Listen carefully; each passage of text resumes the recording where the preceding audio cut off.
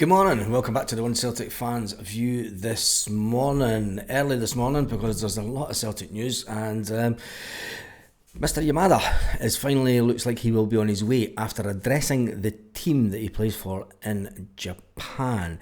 His team, Kawasaki, did put out a statement around about, it was early this morning. We were all sleeping, put it that way.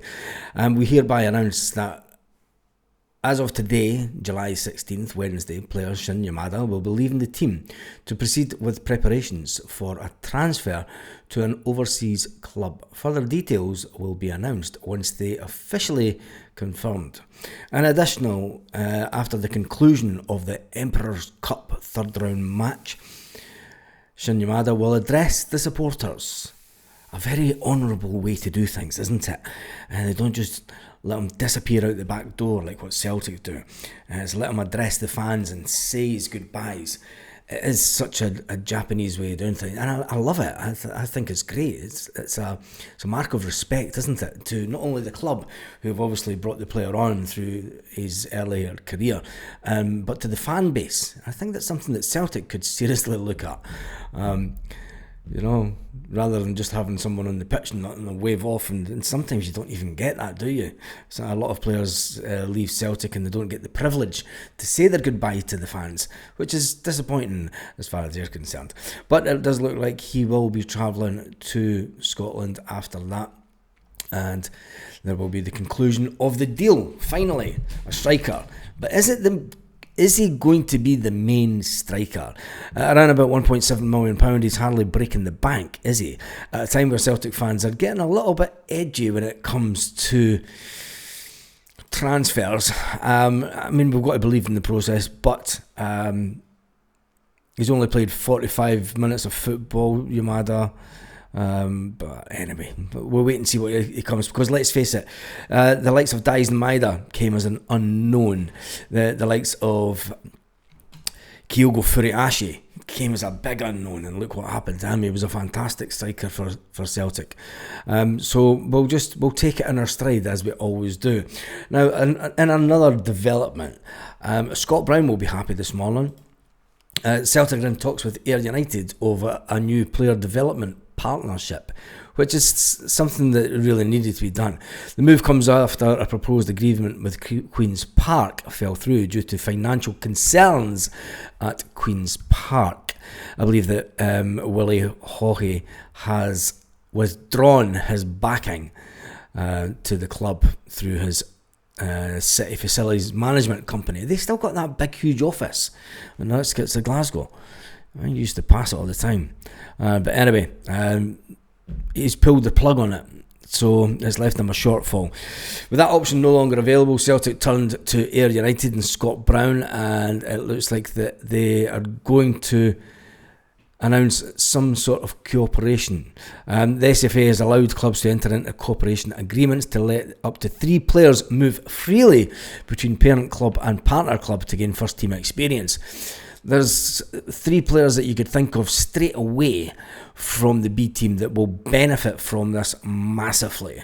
They're not quite ready to get into the first team, and it's a shame that they're going to be signed on the sidelines and not being in the B team. I mean, first of all, you could think of Francis Turley, maybe Sean McArdle. Sean McArdle, where does he fit in over the course of the season? It would be better for Sean McArdle if he went to Scott Brown, and Scott Brown turned him into a bit of a midfield maestro. Francis Turley, another one that will not get, and Jude Bonner. You've got to say, where does Jude Bonner? I think that would be the 3 for me. But then again, does Brownie need 3 midfielders? He's probably going to say, give me a defender, give me a midfielder, and who have you got up front? Well, there's nobody really up front that Scott Brown's going to take, but could he take Adam Montgomery? Or maybe Colwyn Donovan, another player that's had a little bit of, maybe even Dane Murray. Don't know, there's a thought. But then would that be after playing Dane Murray in the Champions League, and Dane Murray's on the verge of kind of being ready for the first team, isn't he? He's one that you're kind of thinking, maybe Mitchell Frame.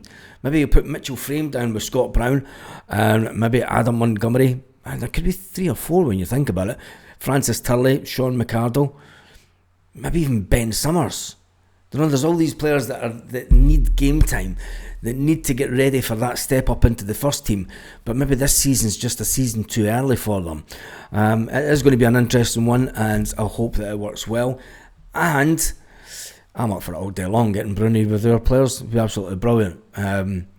Because if there's anyone that understands Celtic more than any other manager, I would say it's Scott Brown. I mean, people will say, put them at Dunfermline. Sending them over to Fife when you could send them to Scott Brown's team, which is quite close, so they're not having to up sticks and move.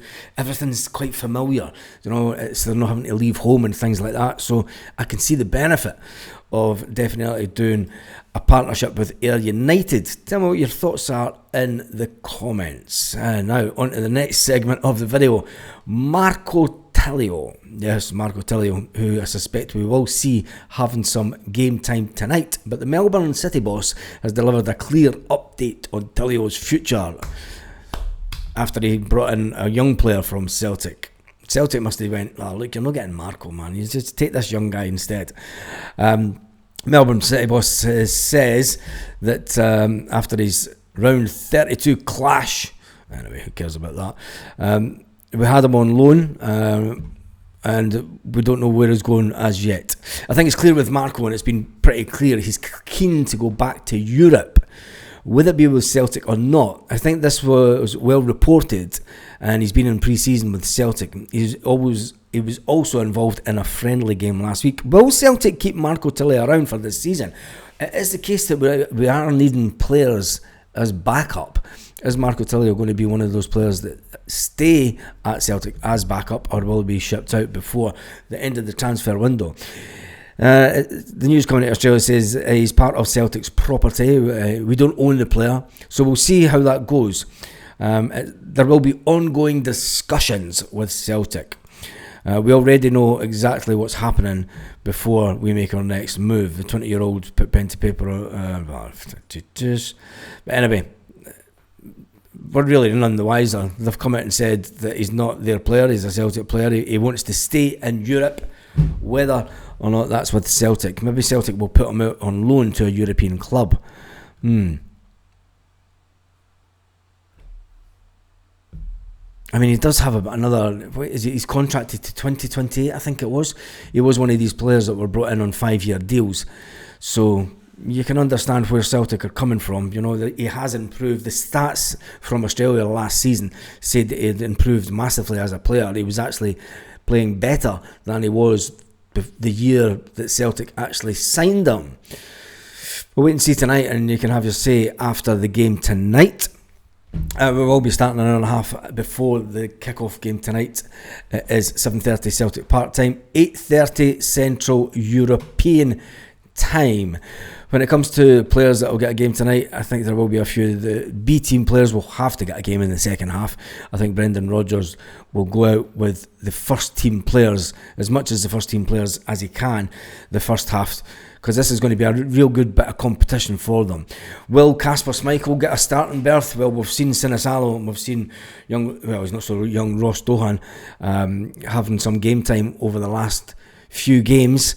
I think Kasper will get his first 45 minutes back after pre-season. I think we'll also start with Liam Scales, Austin Trusty, Kieran Tierney and Tony Ralston. Tony Ralston will play because Alistair Johnson hasn't returned from his holiday break as yet. Cameron Carter-Vickers, well, we're still waiting to see what the story is with him. And Inamura, well, he'll get a place on the bench, I'm sure, for the start of this game. When it comes to the midfield, it'll be as strong as a midfield that you'll ever see. It'll be the normal: Callum McGregor, Rio Hatate, Arnie Engels. Paulo Bernardo will feel, what have I got to do to get into this midfield?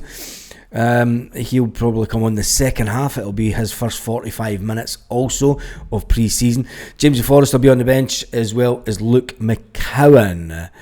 And then when it comes to the forward three positions, Benji will take up one of those, along with Adam Ida and Dyson Maida. I expect Callum Osmond, Marco Tilio, Yang to come on the second half. Maybe even Johnny Kenny. I don't know if he'll make another substitution, but I think Callum Osmond may get the shout before Johnny Kenny. And the big question is Johnny Kenny going to be one of those players that get put out on loan? Will he get put? Nah, he's not going to go. He's not B-team material, is he? He's first-team material. So he's not going to be one of the players that would be included to go to Scott Brown's team. It's all fascinating. It'll be interesting to see if Celtic do make. It's looking unlikely that we are going to make any announcements this week. The team will obviously travel back from Portugal on Thursday. You never know, a Friday announcement by Celtic. They got something up their sleeve. I doubt it. Make sure to join me for the lives tonight. And on that note, have an absolutely fantastic day, morning, afternoon, evening, wherever you are, Celtic fans all around the world.